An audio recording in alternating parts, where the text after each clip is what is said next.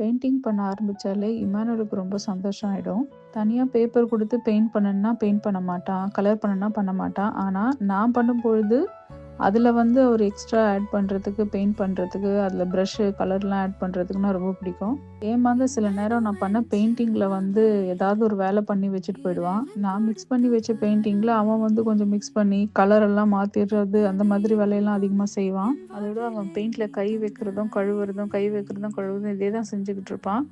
அந்த இடமே அப்படியே ஈரமாக்கிடுவான். பெயிண்ட் பண்ணும்போதும் சரி, அது முடிச்ச பிறகும் சரி, இமானுவேல் கிட்ட இருந்து அந்த பெயிண்டிங்க பாதுகாக்கிறது ஒரு பெரிய வேலை தான். ஆனா, அந்த பெயிண்டிங் முடிச்ச பிறகு வந்து அத பார்த்து ரசிக்கிறதெல்லாம் செய்வான். நான் பெயிண்ட் பண்றது அவனுக்கு ஒரு நல்ல தெரப்பியா பார்க்குறேன். ஏன்னா, அவன்கிட்ட அந்த பெயிண்ட் எடுத்துக்குடுன்னு சொல்லுவேன். அந்த கலர் சூஸ் பண்ண சொல்லுவேன். அந்த கரெக்ட்டா அதெல்லாம் செய்வான்.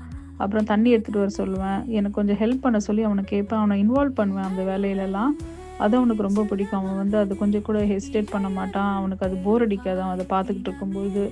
அது ஒரு நல்ல therapy as well as time பாஸா அவனுக்கு இருக்கு.